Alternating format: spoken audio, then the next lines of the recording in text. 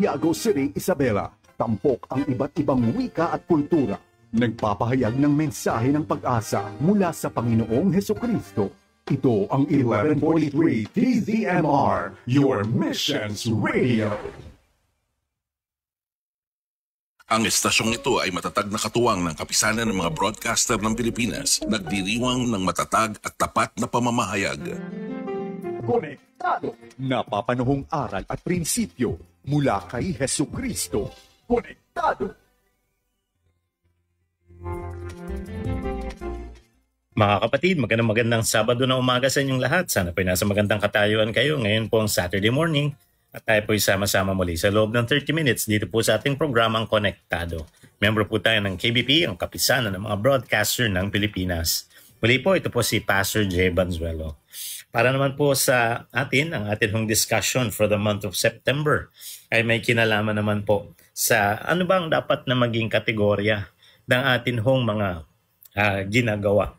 Ano po yung ibig nating sabihin? Well, naalala natin, July, ang discussion natin, anong ginagawad ng Diyos para pagtagumpayan tayo. August, ano naman ang atin hong mga dapat itugon para naman yung magandang iginagawad ng Panginoon na kaloob ay matapatan naman natin ng mga bagay katulad ng effort, contribution, responsibility, at yung behavior natin para maging mainam din. Ngayon naman pong September, tinitingnan natin na kung tayo may galawan, meron ba tayong desisyon o kaya mga pagkilos na gagawin. Paano natin masasabing ito ay approved ng Panginoon at katanggap-tanggap? May panahon ho noon, tinanong ako ng isang estudyante ko sa Phoebus College of Bible, paano ho masasabi na ang kanyang gagawin o ginagawa ay magiging acceptable sa Panginoon. So, ito po ay nasa larangan ng etika. Yung etika ay ang bahagi po ng filosofiya na nagkakaroon ng diskusyon patungkol sa kung ano ang katanggap-tanggap, tama at mabuti, versus kung ano yung hindi ho katanggap-tanggap, masama, at yung tinatawag nating kumbaga baluktot, no? Yung hindi katotohanan. So, ang kagustuhan natin, matunton yung kalooban ng Diyos para kung meron tayong pagtutuunan nating lakas, atensyon at kakayahan, hindi ho, sabi nga, effort and futility, hindi masasayang. At ang atin hong mga pagtugon ay magiging approved ng Panginoon. So, ang atin hong dapat tingnan ay 3 kategorya. For 3 weekends, yan din po ang ating discussion. Kailangan ho, pagka tayo may gagawin, tama ang motibo. No? So, ang motives, they matter. Yan po ang ating discussion for this particular weekend. Ang susunod po, yung means. Ano ba yung pamamaraan? O kaya yung ano yung ating mga pagganap? Katanggap-tanggap ba yung pamamaraang ating iuukol? O yung ating mga ikikilos? Yan. And then yung consequences. Ano ba ang dapat na kalalabasan na magiging resulta ng ating mga desisyon at motibo at galawan na magiging katanggap-tanggap sa Panginoon. No? So, doon muna tayo sa unang bahagi. Ang tawag natin dito ay motives. No? Pagka sinabi pong motive, ito daw po ang definition ng motive. Your motive is your purpose for doing something. So, kapag may gagawin ka, no? Tiyak yan, meron kang dahilan. Meron tinatawag nating mga intrinsic o pangkalooban na mga motivasyon. No? Yan yung iyong naiisip o yung iyong nararamdaman. Ang sabi daw po, your motive is always present and you're always responsible for it. So, ang motibo mo, no? Tuwing ikaw ay gagalaw, whether simple gagawin mo o medyo komplikado, meron kang mga panuntunan o kaya meron kang mga spesipikong ginugusto kaya mo yan gagawin, no? So motives are only available in 2 directions, truth or distortion. At ang motibo daw, 2 lang ang pwede hong kalalagyan. Yung una, sa katotohanan or yung kabaluktutan or kabalintunaan, no? So napakahalaga na makita po natin kung ano ho ang epekto ng motibo. So usually ang motive is in relation to thought and relation to feelings, no? Kasi inner workings yan eh. Kung ikaw ay merong asal, meron kang ugali, meron kang ginagawa o meron kang pakikitungo yun po ay bunga ng iyong mga inner workings. So yung outward manifestations are born out of inward operations. No? So yun po, mahalaga. Tiningnan ko yung quotation ni Thomas Mann. No? Anong sabi niya? People's behavior makes sense if you think about it in terms of their goals, needs, and motives. No? So, yun nga, yung pagkilos o yung pag-uugali ng isang tao, mas madali mong maintindihan pag inisip mo na may kinalaman, ano ba yung kanyang gustong maabot o makuha? Ano ba yung kanyang mga pangangailangan? At ano ba yung motibo niya?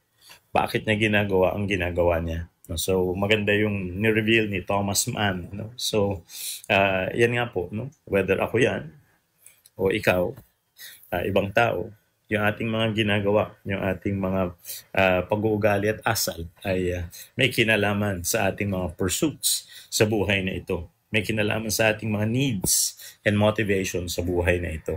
Ngayon ang tanong, ang Panginoon ba ay interesado na yung ating mga motibasyon ay talagang suriin at sabi nga i-adjust, i-correct, or itama? No? Ang sagot po ay oo. No? So tingnan natin. Luke chapter 16 verse 15. Ang kausap po ng Panginoon dito ay mga religious people like Pharisees. No? Pero ito yung sabi niya. Jesus said to them, "You are the ones who make yourselves look right in other people's sight. But God knows your hearts. For the things that are considered of great value by human beings are worth nothing in God's sight." No? So, sinabihan ng Panginoon ang mga taong ito na kung manamit, di ba? Parang lantad na sila ay gumagawa ng supposed to be relihiyosong gawain, marangal na gawain para sa Diyos. May mga headgear pa nga yan na nagsasabing sila ay maalam sa katuruan at kautusan ng Panginoon. Kaya lang, meron din silang iba pang motibo sa kanilang mga ginagawa at sa kanilang palabas. Yung kanilang mga puso ang hinahabol ay mga bagay na kung iisipin natin ay hindi pinahahalagahan ng Diyos. Katulad ho na ang pursuit nila instead of holiness, instead of service to God na genuine, they were after wealth, they were after money. No? So yan po ang ilan sa mga dahilan kung bakit sinuwata ng Panginoong Diyos ang kanyang mga kausap. Dahil yung kalagayan ng kanilang puso, yung motibo nila sa kanilang mga paggawa, hindi totoo. So nagpapalabas na yung kanilang mga aksyon ay parang hindi authentic. Peke kung ituring nga ho. Nagpapabalat bunga lang sila na yung kanilang itsura, yung kanilang dating ay okay.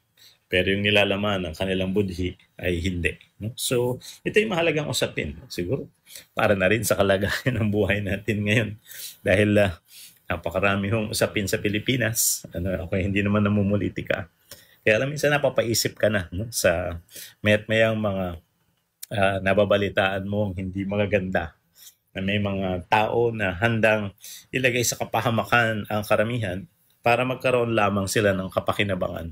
So, yun po ay malungkot na realidad na nagkakaroon ng paglugmok ang isang lipunan dahil ho sa personal at makasariling ambisyon ng ilan. No? So, kailangan makita natin bakit gagawin ng isang tao ang gayong mga bagay. Ayun nga ho, sinasabi ng Panginoon, kinakailangan ma-check ano ba ang motibo ng puso. So, tingnan natin. We have to examine our motives. No? Ang pagsusuri ng motibo ay mahalagang gawin natin sa ating sarili. It's very hard for us to check the motives of others, malibang i-reveal nila o malantad based doon sa kanilang mga nasasambit. Pero most of the time, ang hamon ng banal na kasulatan, ako, ikaw, suriin natin ang ating mga sarili at tingnan natin. Pag tayo naman na may ginagawa, tayo ay may tinutugunan, kamusta ba? Ano ba ang motibasyon yan? Ano ba ang dahilan kung bakit mo ginagawa ang ginagawa mo? So, merong mga motives, no? Hindi necessarily masama naman, pero pwedeng gawing masama. Una, yung social motives. Tatlo daw yung social motives. Sabi ni Dr. David McClelland, ang sabi niya, yung una ay achievement. Hindi naman masama ang achievement. Gusto natin na tayo po ay makakuha ng karangalan, pagkilala, So, yung achievement is something that people pursue. Ito nga ho ang description yan. The need or concern for meeting or exceeding a standard of excellence or improving one's performance. Yan daw ang achievement, di ba? Halimbawa, pagka kayo sumali sa isang kompetisyon, gusto ninyong manalo, syempre, para masabi na kayo ang kampiyon at kayo ay magaling. Wala namang masama doon in the first place, kaya ka nga sumali sa kompetisyon. Gusto mong mapatunayan hanggang saan mo kayang dalhin ang iyong sarili sa sabi nga, tunggalian, no? Sa mga kalabang pwedeng kasing lakas mo, baka mas malakas pa sa'yo, no? Masukat mo ang iyong katayuan at kalagayan doon sa labanan na yan. And yet, pag yung achievement ay nakuha mo ng marangal, tama ang motibo, no problem. Kaya lang, di ba, may mga pagkakataon, ang tao gustong manalo, gustong maka-achieve, pero pag dinaya, o kaya ang intensyon ay manipulahin ang isang sitwasyon, makuha lang niya yung parangal at pagkilala, ibang usapan yan. May panahon noon, naalala ko, no? Ang Olympics ay supposed to be kinikilala sa buong mundo bilang isang uri ng paligsahan na mataas ang conduct, hindi lang ng mga behavior ng players, kundi pati ng mga opisyalis at ng mga host countries. Pero hindi lang siguro minsan na merong nababalita ang gumagamit ng mga substances para makalamang kahit na illegal yung substance na yun, ay nilalagay sa katawan. May mga times ang minamanipula ay yung judging ng isang, sabi nga, labanan. May mga okasyon, no? Dinedihado yung kalaban sa pamamagitan ng pagmamanipula ng rules o ng opisyalis.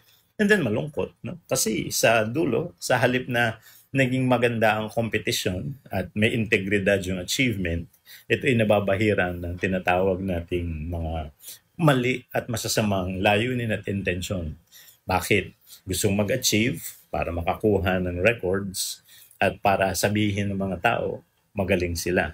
Kaya lang kung dinaya, di ba? Walang pinagkaiba yan sa eskwela, di ba? Na dapat mag-aaral kang mabuti. Gagawin mo yung best mo para magkaroon ka ng magandang result. Pero kung dadayain mo, mangungopya ka, mangungodigo ka, o kaya ay gagawa ka ng mga illegal na kapamaraanan para ang iyong scores o yung iyong performance ay gumanda, hindi yun patas. So ang motive doon ay makakaroon ng achievement, pero ang pamamaraan ay masama o mali. No? So remember, achievement in itself is not a bad thing. But if a person has a bad motive, pati yung pagkakaroon ng achievement can be manipulated to serve a wrong or an evil purpose. So that's one. Tawag dito ay social motives, no? So achievement. Yung second ay affiliation. Ano naman yung affiliation? The need or concern for maintaining close, friendly relationships with people, no?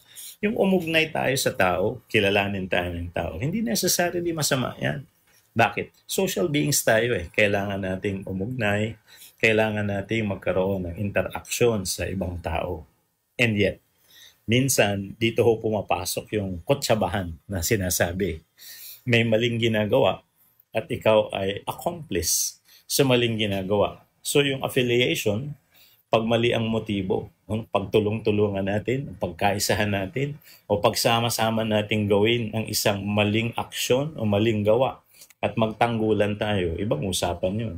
Yung affiliation na nilagyan ng bad motive can lead a group of people to bring bad results, di ba? So, gusto nilang makuha ang gusto nilang makuha sa pamamagitan ng kanilang pagkakampihan. Pero ang layunin ay manipulahin ng isang sistema, magbantayan para hindi mahuli ang maling ginagawa. Pagka ganyan ang nangyayari, malungkot. No? Pero in itself, yung ikaw gusto mong makisama, gusto mong magkaroon ng connection sa tao, hindi ba? Kaya nga, yun nga sinasabi natin, yung peer pressure. Minsan nagiging issue. Yung tao, meron siyang set of values. Yung tao, may boundaries siya na kinikilala. Pero dahil ayaw niyang metsapwera, ayaw niya na siya ay pagkaisahan. Ayaw niya na siya ang palabasing hindi mainam. No? Yung, sabi nga, ipagtutulong-tulungan siya, makikibagay na lang siya o makikisama. So, affiliation.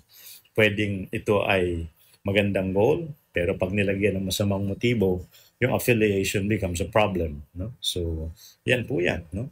Kaya di ba minsan may tinatawag na organized crime. So, ibig sabihin na ito ay organisado, may kalipunan ng mga taong nagtulong-tulungan para yung krimen ay maitatag, may pagpatuloy at magawa. So, tandaan natin, no? Ang motibo, it matters. No? Yung isang bagay na maganda sana can be turned into something bad. Yung third is power. Tanong minsan sa akin ng isang Bible study attendee, masama po ba ang kapangyarihan, Pastor? Not necessarily so. Kasi kung merong organizational structure, binibigyan talaga natin ng power, yung halimbawa, yung mga nasa taas ng organizational chart.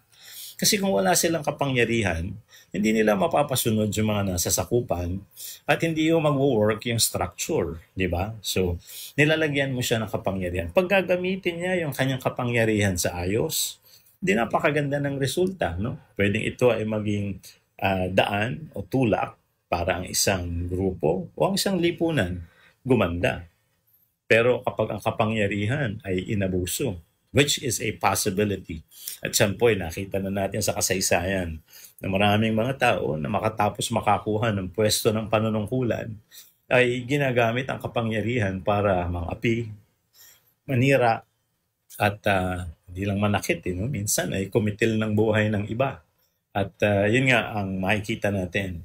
Power becomes an instrument or a tool. Instrument for good and a tool for development, but it can be a weapon, magiging sandata in order to hurt and kill. No? So dangerous din siya kapag misguided.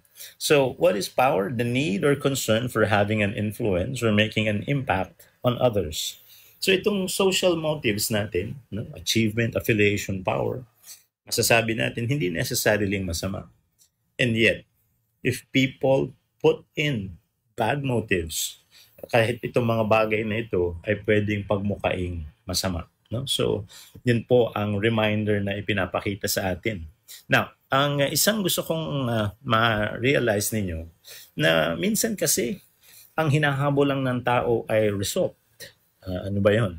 Halimbawa, ito, nagiging usapin naman, hindi naman ako namumulitika, pero konting paliwanag lang, no? Kung bakit nga ba minsan nakikita natin sa lipunan, ano ba yung result na gustong makuha?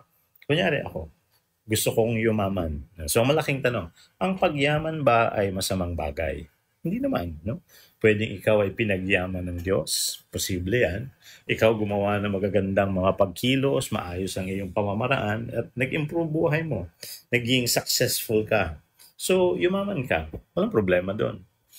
Pag iyong inibig na ang pera, ayun ang sinasabi ng Bible, for the love of money is the root of all kinds of evil. So, ang pinapakita doon, pag naging ganid ka na, naging sakim ka na, at gusto mong makuha yan, yan ang result. No? Gusto mo lang makuha ang mga bagay-bagay. Pero, yung action mong gagawin patungo doon ay mali. Ay, marami yung ganon. No? Kaya nga may mga gumagawa ng krimen, may mga gumagawa ng panlilinlang at panloloko. May mga nananakot at nananakit. Maraming klase yan eh. So yung action ay negatibo, pero ito'y gagamitin nila para makuha nila yung sinasabi nilang magandang resulta. Makakuha sila ng yaman at iinam ang buhay nila. Yan yung tingin ng tao. No? Kaya nga dito, sinasabi sa atin ng Panginoon, ang motibo ay mahalaga. Bakit mo gagawin ang isang bagay? Ano ang may dudulot niyan hindi lang sa iyo, kundi sa ibang mga tao? At ano ba pinanggagalingan niyan? Yan ba ay katotohanan or mabuti? O yan ba ay kabalintunaan o yan ay masama? So, very important yan. Kaya nga hindi ba? Ako kung narinig yung difficulty ng pagtuturo ng Robin Hood sa mga bata. May kausap po akong teacher nun. Sabi niya, napakahirap ituro nito, Pastor. Sabi ko, bakit? Magbibigay ka ng tulong sa mahirap. That's good. Pero para mo magawa yan, nanakawan mo yung iba. That's bad, no? Sabi naman nung kwento daw, kinuha niya o ninakaw lang niya yung mga ninakaw sa iba.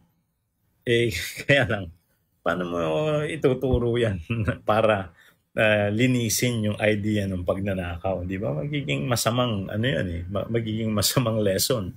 So, kailangan talaga ng consistency. No? So, remember that. So, itong mga usapin na ito ay napakahalaga. Meron akong binasa about moral motives. Ito'y galing sa isang philosopher na si Immanuel Kant. Sabi niya, ang mga tao na gumagawa ng tama at maayos, yun daw ang dapat respetuhin at dapat nating bigyan ng pagkilala sa lipunan. Ba't kaya niya yan nasabi? Sinusuri ko yan at naobserbahan ko rin yung lipunan. Parang ito nangyayari. Yung gumagawa ng tama, nagtutuwid ng mali, nagagalit sa mga suway sa mga ayos. Minsan yun ay inaitsapwera natin sa lipunan. Yun yung ating minamaliit at minamasama. Yun ang problema. Bakit? Sabi ni Kant, yun ang dapat nating kilalanin. Yun ang dapat nating suportahan, di ba? Kasi nga, ang isang tao daw na talagang moral, yung kanyang ginagawa, ang mga aksyon niya, ay nanggagaling sa tamang kaisipan at tamang, saloobin. Kasi pag ang iyong ginagawa, bagamat mukhang mabuti, pero yung iyong pamamaraan at ang iyong motibo ay hindi ayos, katulad ng halimbawa, di ba yung mga manggagamit o kaya yung mga manggugoyo, di ka naman tutulungan lolokohin ka nun. Sasabihin niya sa iyo, sige tutulungan kita. Pagdating sa dulo, scam pala. Na yung tulong na ibinibigay sa dulo, kinukuha pala. Ninanakaw yung sa iyo. Nililinlang ka pala, nilalansi ka para ikaw naman ay magtiwala. At ayun, kung hindi ka sasaktan, ay merong kukuhanin na pag-aari mo. No? So, yun yung point ni Immanuel Kant. Sabi niya, merong taong ganun na ang kanyang ginagawa ay hindi nanggagaling sa tamang motibasyon. Mukhang maganda yung kanyang pagkilos.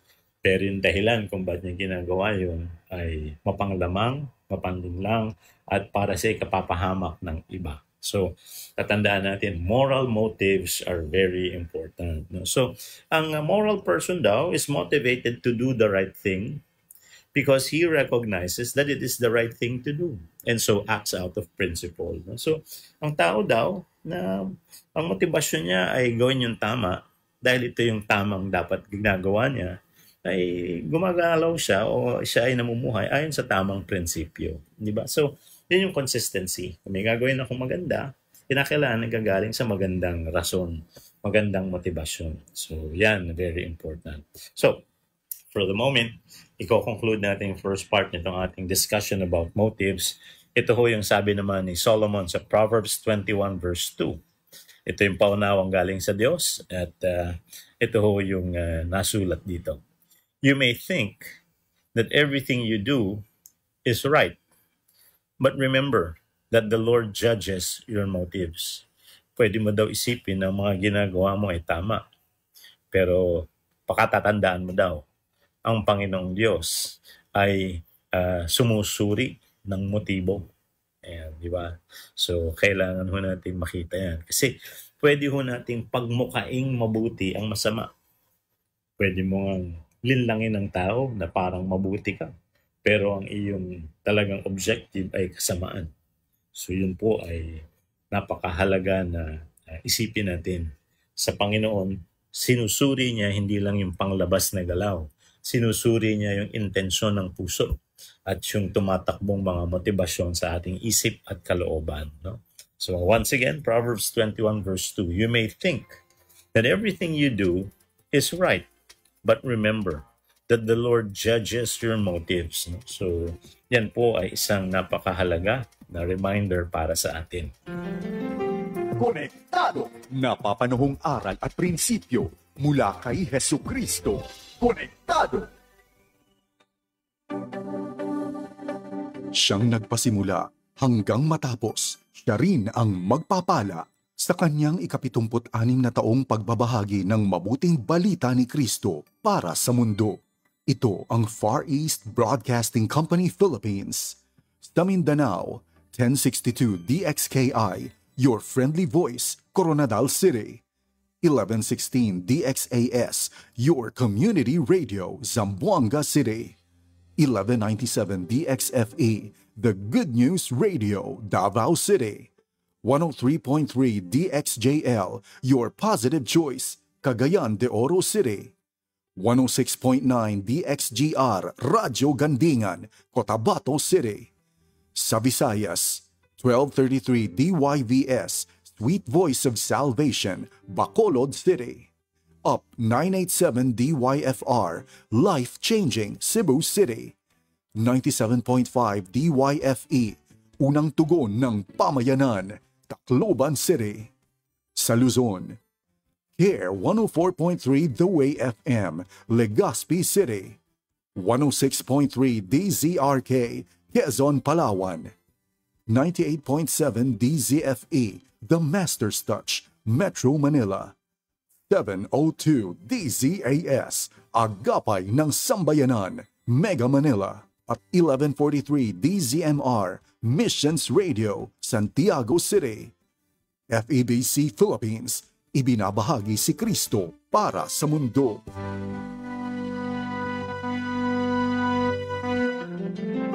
Konektado. Napapanahong aral at prinsipyo mula kay Hesu Kristo.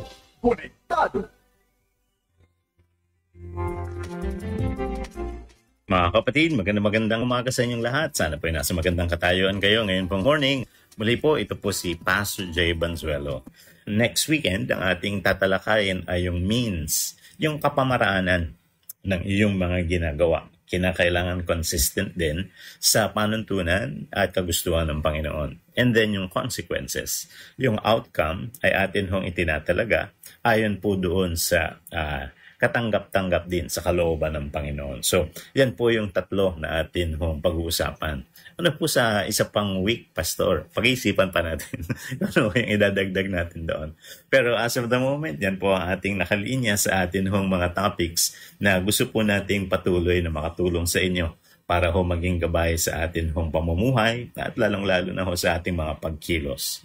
So ngayon, ang atin hong titingnan uli na mahalaga talaga ang motives. So define uli natin, ano ba ang motive? Your motive is your purpose for doing something. So tayo daw, pag kumikilos tayo, yung ating ugali, ating pakikitungo sa tao, ginagawa natin. Hindi ho yan basta lang automatic na kumikilos tayo. Unless of course, kayo po ay natutulog and then for some reason, di ba, yung mga nai-sleepwalk o yung mga galawan natin na nasa state tayo ng unconsciousness.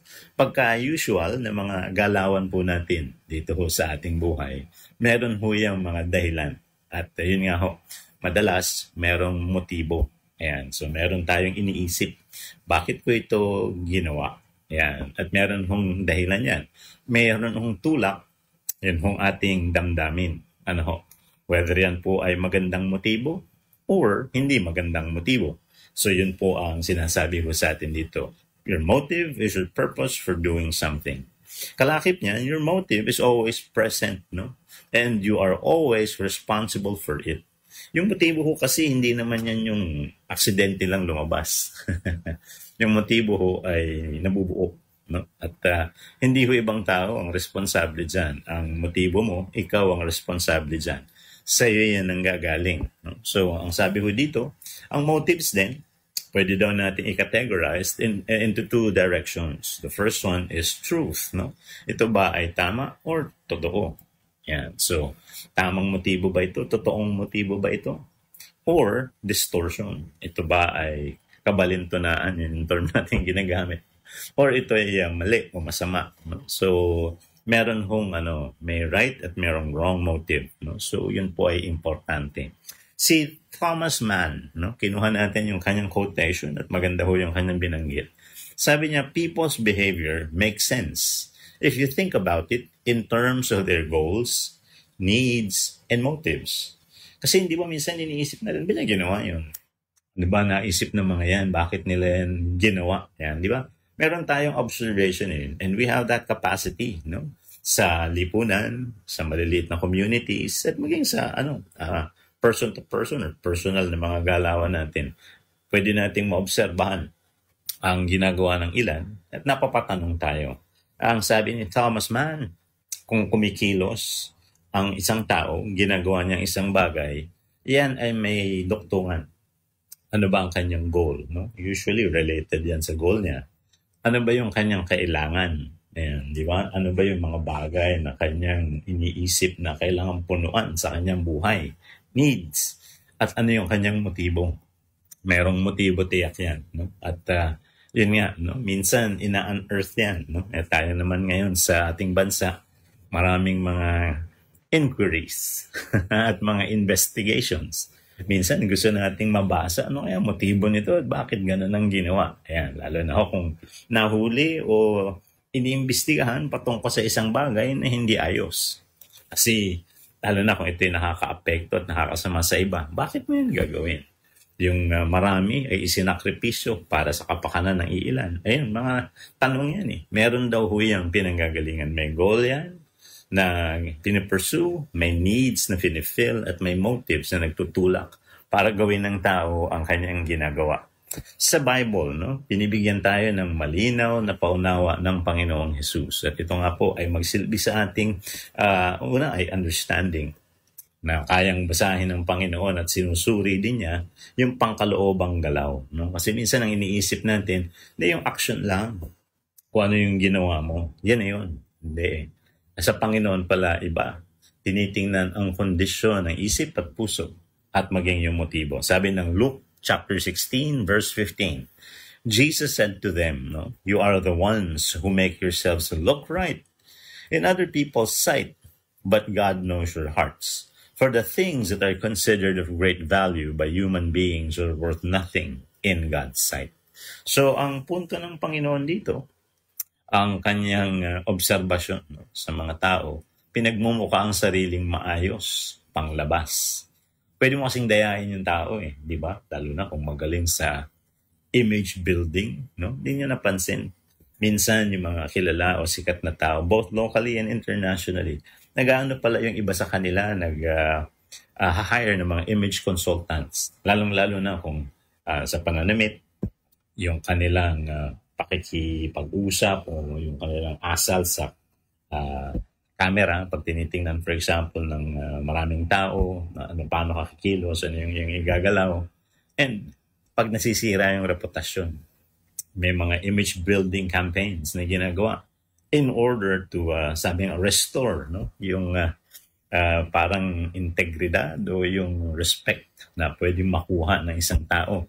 Lalong-lalo na kung yun ay napakahalaga, first para sa kanya personally or sa kanyang profession. No? So, dito nga ay kailangan nating maging aware na pwedeng yung panglabas mukhang okay. Madaling dayain eh, hindi ba? Ngingiti ka lang, ayos na. Pwede ka mag-abot ng kamay, maganda dating yan. Pero yun bang mga bagay na yun sa yung paggawa niyan, sincere ka ba? Yun yung tanong dun eh. Pangalawa, talaga bang mula sa puso yung iyong tinutugunan, no? Ito huwag kayong sasamang loob pero totoo, di ba? Ang pinakamalungkot na bahagi pagka tayo po ay election season. Marami na po frustrate dyan, ilan na aking nakakausap. Bakit pagkampanya, Pastor? Parang kilalang kilala ako. Nung nahalal na, lumapit ako na hindi nga ako binigyan ng pagkakataong makausap. Walang binigay sa aking pagkakataon para marinig yung aking sasabihin. Ayun. Samantalang ikaw ay kinakausap, sinusuyo, ang sinasabi basta lumapit ka lang, puntahan niyo lang ako doon at bukas ang pintuan ng aking opisina. Kaya laging ganun. Tapos hindi pala. Ano yung nangyari? Bakit may disconnect from what has been promised? Di ba? Kaya may promise keeping dito eh. Ano yung pinangako at ano yung nangyayari ngayon? Ba't hindi nagaganap? Malamang sa hindi, may motibo. Na nung ginagawa yung mga bagay na yan, it's possible. Di ba? Na hindi talaga sincere. Ginagamit yon para maakit ka at pumili ka para sa kanyang pabor. Pero sa dulo, walang responsibilidad para sa pagtupad. Malungkot, no? So, marami pang ibang mga pagsasalarawan, pero yun nga sinasabi ng Panginoon. Ang kaharap niya ay mga taong relihiyoso, like the Pharisees, for example. Ang suot ay alam na alam mong religious personality sila. Kasi in public, they wear yung kanilang religious garbs, no? At meron pa yung headband, meron parang box sa noo para ipakita ang kanilang, kung hindi ranking, ay yung kanilang know-how, no? Mga scholar sila. At yung mga rituals, they perform it. Siguro in sincerity, kung authentic o totoo yung ginagawa, lang tayong problema doon. Kaya lang, minsan, yon ay ginagamit in order to sway people. No? Paniwalain tayo, okay sila. Pero sa likod, yung pala nilalaman ng puso at yung ginagawa ay taliwas doon sa nararapat. Kaya may rebuke na nanggagaling sa Panginoon. At yun nga sinasabi ng Panginoon, kung ano pinahahalagahan ng tao, hindi yan ang pinahahalagahan ng Panginoon. So, ibig sabihin, kung gusto mong magawa yung tama, ay una iayos mo yung motibo mo na ito yung ayon sa panuntunan ng Diyos kung ano yung tama. Yan ang gawin mo, yung mali, iwasan mo. And yung pahalagahan mo sa iyong buhay, i-pursue mo as a goal, ay yung kanyang kinakatigan, no? Para hindi ka malihis. Kasi posible ang malihis. At yun nga yung sinasabi ng Panginoon. So which leads us to the point. You and I, we have to personally examine our motives. Ba't kailangan suriin yan? Kasi may mga pagkakataon, tayo ay gumagalaw based on feelings. Di ba? Pag mataas yung emosyon, parang tama na ito. Kasi tumibok eh. Yan, di ba? Okay to kasi parang masaya akong gagawin. But remember, kahit gaano kasaya at gaano kataas yung emosyon, kung mali gagawin mo, mali pa rin. Di ba? So, din nga ho ang pinauunawa sa atin. Kailangan suriin mo motibo mo. Kasi kung ang iyong pinanggagalingan lang ay yung pabugso-bugsong damdamin na pwedeng magtulak sa iyo sa gagawing mali, okay, correct mo na yan habang maaga. No? Ano pa? Pwede tayong maapektuhan ng peers, yung mga kasama. Ginagawa ng lahat, siguro tama yung gagawin ko na rin. Suriin mo yung motibo mo. Ba't mo sila ginagaya? Pwede kasi kaya mo sila ginagaya dahil siguro pag marami, tama. Suriin mo. Tingnan mo muna kung tama ba talaga. Di ba? Paano kung nagtalo na sa bangin yan? Ibig sabihin, tatalong ka rin ba? Hindi ganun eh. No? Kinakailangan magkaroon ng individual responsibility and accountability in examining our motives. No? Kasi kung mananagot sila, mananagot ka rin, lalo na sa harapan ng Panginoon. Di ba? Yun yung pinapakita doon. Di ayusin mo. Di ba? Kasi minsan nga we're affected by other people's opinions at ano pa, minsan may goal. No? Yung goal na yan na nagsiset ng ating motives. Kaya lang, di ba, kaya may mga kasabihan by hook or by crook, makukuha ko to. Ayun ang problema. May goal ka, pero yung iyong pamamaraang gagamitin hindi tama. So yung motibo mo ay maabot lang yung goal, hindi lumagay sa ayos. Yun. I-correct mo yan, examine mo yan, kasi magdadala sa yan sa pahamak. At hindi lang ikaw, magdadamay ka pa ng iba. Sabi natin kahapon, pag motibo ang pinag-uusapan, maraming mga klase yan. Ito naman ang ating titingnan, ang tawag dito ay social motives. Hindi sila necessarily masama, pero ipapakita ko sa inyo na yung pagka nalagyan ng hindi magandang motibo, doon sumasama. For example, achievement. No? Social motive natin yan. Gusto natin maka-achieve. So, kung merong mga awards, gusto natin makuha. Kung merong ranking, gusto natin mataas. Di ba? Ganun naman ang tao. Kabahagi sa kanyang mga pursuits. So, masama magkaroon ng achievements, hindi. No? Define natin. The need or concern for meeting or exceeding a standard of excellence or improving one's performance. Walang masama doon. Gusto mo na ikaw ay masukat na mas mainam o may kakayahan. So may pagkilalang kasama yan. So wala namang problema. Pero pagdadayain mo yung pamamaraan para ikaw ay magtagumpay. Yun ang magiging motibo. No? Dadayain ko yan para magtagumpay ako. Then kikilalanin ako na meron ako mga na-achieve. Yun ang problema. Peke yun. Di ba sabi nga natin, kaya maraming iba't ibang uri ng mga, sabi nga natin, panlilinlang, panluloko, pandaraya ang nabubuo. Dulot po niyan. No? Gusto maka-achieve. Ito, simple lang. Pero okay magagalit, pero sa school pa natin ito natututunan eh. Hindi dahil tinuro formally, but for some reason, ito ay negative learning dahil sa mga, ayun nga pressures o maling galawan ng mga tao no? Within the, yung context ng pag-aaral. Ito yung kasabihan, I think familiar kayo dito. It is better to cheat than to repeat. No, yun. Sa takot mong bumagsak, ayaw mong ikaw ay mag-fail. Dahil pag nag-fail ka, may rejection na kasama yan. Ang gusto mo ay kilalanin ka as one of the passers para yung hurdle na yan, malampasan mo na. Or baka mas mataas pa yung grade mo, di ba? At magkaroon ka pa ng acknowledgement. Ayan, may mga accolades ka makukuha dahil i-reward yung magandang performance. Ano hong ginagawa? pwedeng gagawa ng kodigo, pwedeng, ayun, di ba, dati na uso yung binubluetooth yung answer. No? Meron ako isang school na pinagturuan, di naman natin babanggit. Nakaka-frustrate. Sabi ko, huwag naman ganyan. Tinetext yung mga sagot, dinahuli ko. Siyempre, reprimand mo at may corresponding consequence. And that's cheating. No? Para dun sa estudyante, ang kanyang kagustuhan, pumasa. Kaya lang, yung kanyang motibo sa pagpasa, para malampasan na yung hurdle na ito, mandadaya siya, yun ang pamamaraan. So, problema. Achievements, we can pursue them. No? Kasi kabahagi ata ng naturalesa ng tao that we want to overcome hurdles, we want to gauge ourselves to be better, but yung wrong motive can bring you there. Kaya lang ako ay panloloko yun or pandadaya. Diba sabi nga natin, hindi yan limited sa smaller context, even yung Olympics, isang napakalaking patimpalak ng paligsahan ng palakasan. Naku, lagi na lang may mga skandalo tungkol sa doping, rigging, yan, mga iba-ibang mga klase ng mga style ng mga dayaan. And it's a sad thing. Hindi naman lahat, no? Pero meron no? So, in order to get a medal, in order to achieve yung cheating, will be spoused. No? Ibig sabihin, yan ay gagawin. At hindi lang yan, talagang pinaplano. So you'll see that the motive, pag mali rin yung representation ng achievement. Di ba? So tatandaan natin yan. Naalala ninyo? Merong isang panahon nun na balita na nagtatrabaho sa ibang bansa. Sinuri, gaano ba katotoo na yung hawak niya ay diploma ng kung anong kurso. Dahil yun yung pinasok niya sa bansang yun. Hindi niya alam ang ginagawa niya. Magpapahamak doon sa trabahong kanyang kinalalagyan. Na-discover. Hindi siya talaga naka-achieve. Peke yung diploma. May gumagawa ng peking diploma. Siya naman ay bumili ng peking diploma. Nasubmit niya, nakapasa. Yun nga ho, nung nilagay doon sa responsibilidad, buti na, suri, parang hindi alam yung ginagawa. Tinignan yung dokumentasyon, no? Kasi ba't hindi niya alam? Basic, pero delikado. Ayun na nga, nung nagkatuntunan, nahuli. Yung diplomang sinubmit, fake. Wala siyang lista doon sa actual na eskwelahan. So, hindi siya graduate doon. Nung kurso ang kiniklaim niya na kanyang natapos, isipin mo yung pahamak na dadalhin. So, remember, motives matter, no?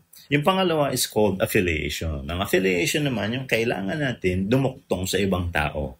Need natin yan, di ba? Yung belonging, yung love, kailangan natin yan. And also, yung esteem, yung respect ng mga tao sa atin. Mahalaga yan, pinagpapahalagahan natin yan. On the other hand, may tinatawag din tayong, di ba, peer pressure. Ano ho ba yung peer pressure? Ito ho ba yung galaw mo ay nakokontrol o na, sabi nga nagigipit. Yan siguro magandang salita.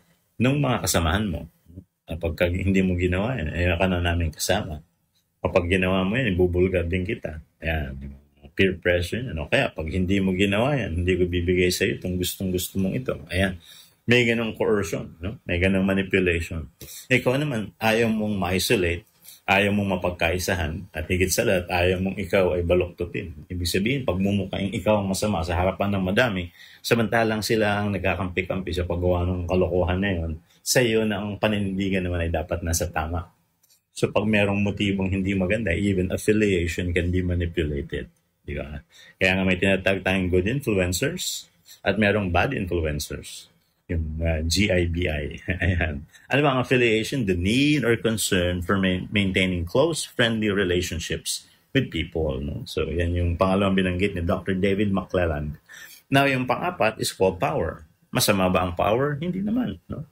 Needed ang power, especially pagka kayo ay nasa isang organization. Kasi hindi ka makapagpapatupad ng policy, hindi ka makakapag-push forward ng mga projects, hindi magkakaroon ng tinatawag nating authority pag walang power. So, binibigyan ng power ang mga nanunungkulan. May obligasyon sila, at the same time, may benefit sila, or meron silang capacity to make decisions. So, power yun di ba?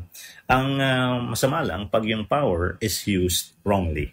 Kasi nga, advantage yun So, pag ginamit yan para, sabi nga natin isakripisyo o pahirapan yung mga nasasakupan, pwedeng gamitin, di ba? And power can also be used to push forward an agenda that is wrong. Yan. So, Anong definition ng power? The need or concern for having an influence or making an impact on others. So, tatandaan natin, power in itself, hindi natin masabing masama pa eh. Pero pag mali ang motibo at yung pagkakagamit nito, makikita ho natin na ito pwedeng maging instrumento talaga ng paggawa at pagdudulot ng kasamaan. Now, remember, hindi porke yung action, parang sidelined na. Basta ang humble mo yung resulta, okay na. Ano ibig nating sabihin? Di ba? Minsan, halimbawa, gusto kong yumaman. That's a good goal. No? Improvement ng financial well-being. Paano mo pwede marating? Pwede kang magtrabaho ng gusto. Pwede kang pumasok sa pagninegosyo ng tama. At pwede ka rin, di ba? Talagang mag-ipon para siguro yung takbo ng buhay mo ay magkaroon ng improvement. Marami kang sinusubukan. And yet, pwede rin na ikaw ay yayaman sa pamamagitan ng pagkuha ng hindi sa'yo. Ang tawag doon ay stealing, di ba? O kaya pag-allocate ng hindi dapat sa'yo. Ayan. So, kaya merong taking advantage na mali. Ibig sabihin, pag ikaw ang may access para sa, pagpapadaloy ng pondo, o kaya ay yung pagpapadaloy ng benepisyo para sa sarili, pwede. Bakit ho hindi? Ikaw yung magdidesisyon. Ikaw rin yung mag-a-approve. Sa dulo, walang magsusuri. So, ano ang kalalabasan? Kung ano gusto kong gawin dito, gagawin ko. Ayun, no? So, may goal ka. Ang pagyaman ba ay masama? Well, ang priorities ng buhay, pag pinag-uusapan sa Bible, hindi ho primary ang pagyamang material. No? And do not store up for yourselves treasures on earth. So parang ang malinaw na binibigay ng Panginoon, ang mas may bigat ay yung spiritual na mga bagay.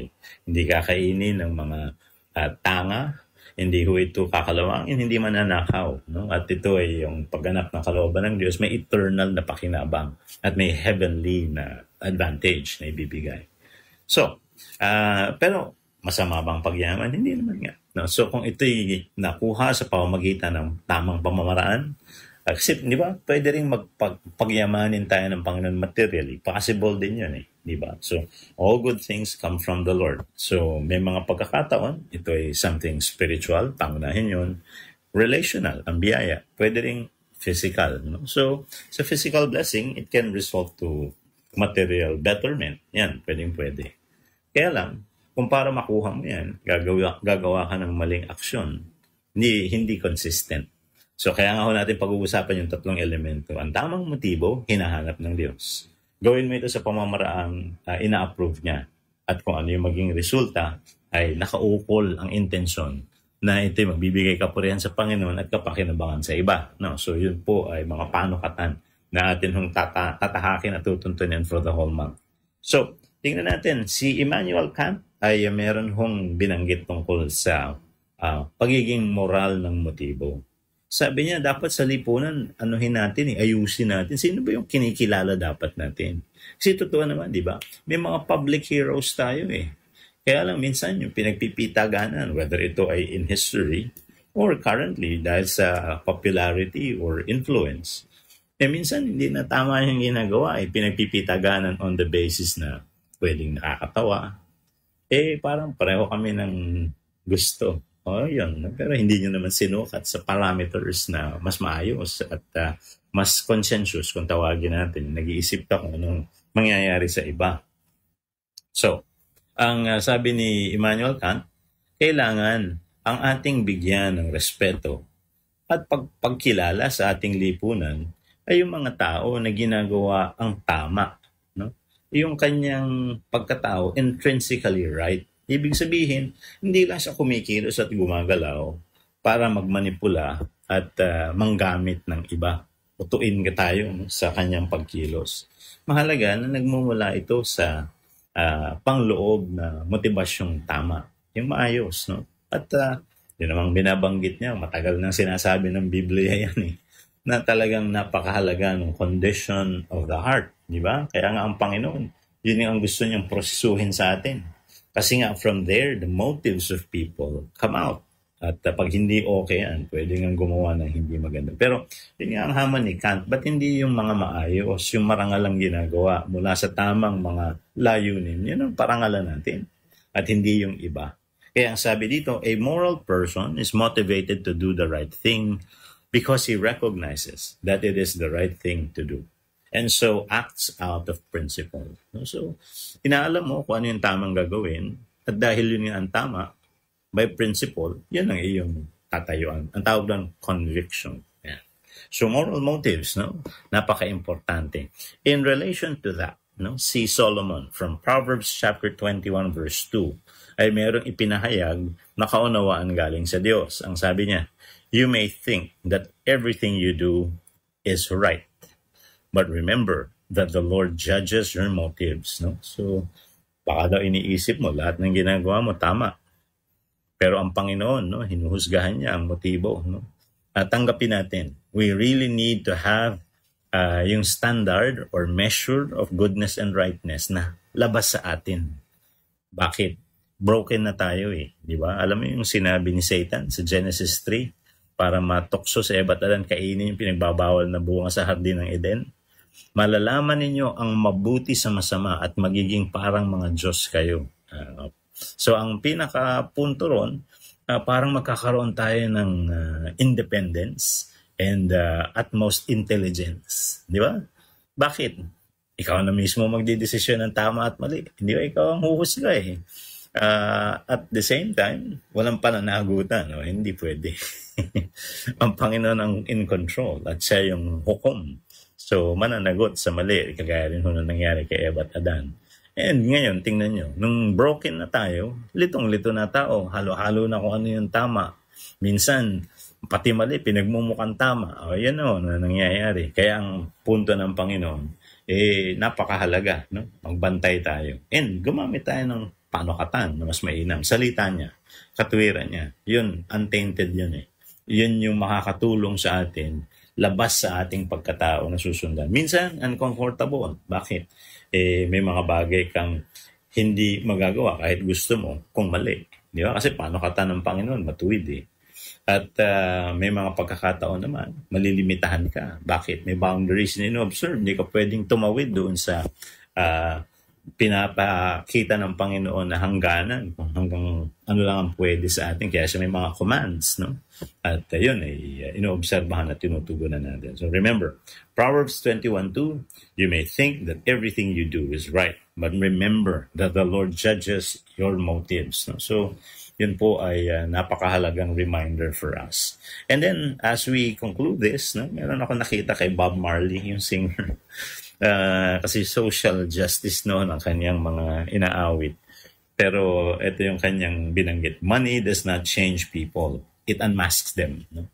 Ibig sabihin, di naman daw nababago ng pera yung tao. Lumalabas lang yung tunay na pagkatao pagkaharap na yung pera. No? So pwede kung kahit gaano karaming pera yan, hindi natutokso magbago. At yung mga maayos na panuntunan, maintain. Meron naman, alam mo okay na eh. Pagharap mo doon sa stimuli na yun, biglang daming pera. May control ka. At yan na nga, baka walang pananagutan. Ano gagawin mo? Yung iba, ginagawa yan, ikaw wala ka nakukuha. Yung pressure na gano'n. No? But yun nga, lalabas.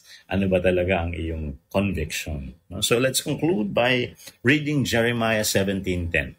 Sabi ng Panginoon, I, the Lord, search the heart, I test the mind, even to give to each man according to his ways, according to the results of his deeds.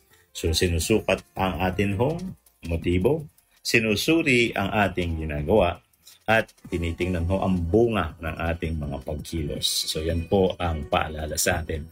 At paalala po ng ating programa, sa bawat pangangailangan at sitwasyon sa buhay po ng tao, ang salita ng Diyos laging konektado. Have a blessed Saturday morning, mga kapatid. Konektado! Napapanahong aral at prinsipyo mula kay Hesukristo. Konektado! Inaanyayahan namin kayong makinig muli kay Pastor Jay Banzuelo sa Konektado, alas 11 ng umaga sa darating na Sabado.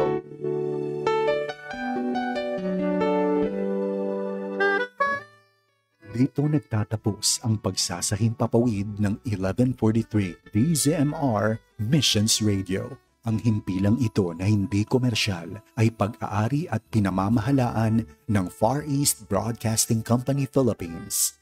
Ang DZMR ay may lisensya mula sa National Telecommunications Commission na may bilang BSD-0061-2020.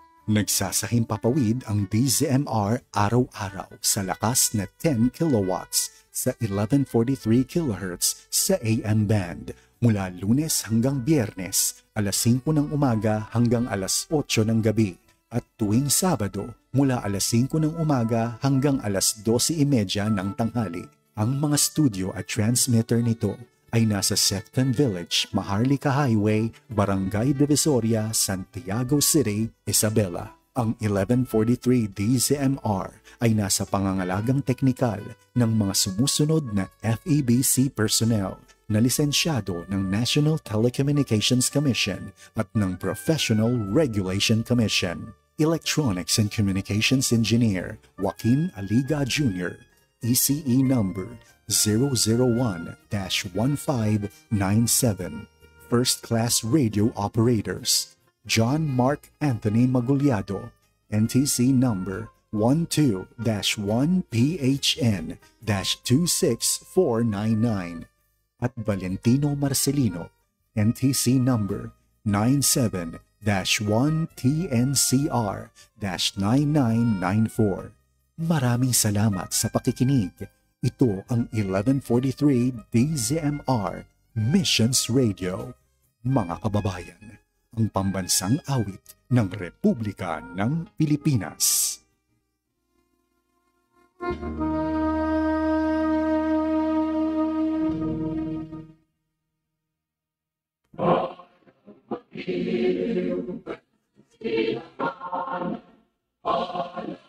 Puso sa mo'y buhay, lupang hinirang, nguyat ka na magiging, sa malulupi, kita pasisin, sa tulog sa tiwaya, sa langit mong mukha, hindi na lang tulad, sa paglalabinahan, ang isang nawatawat mo'y tagumpay na napinig.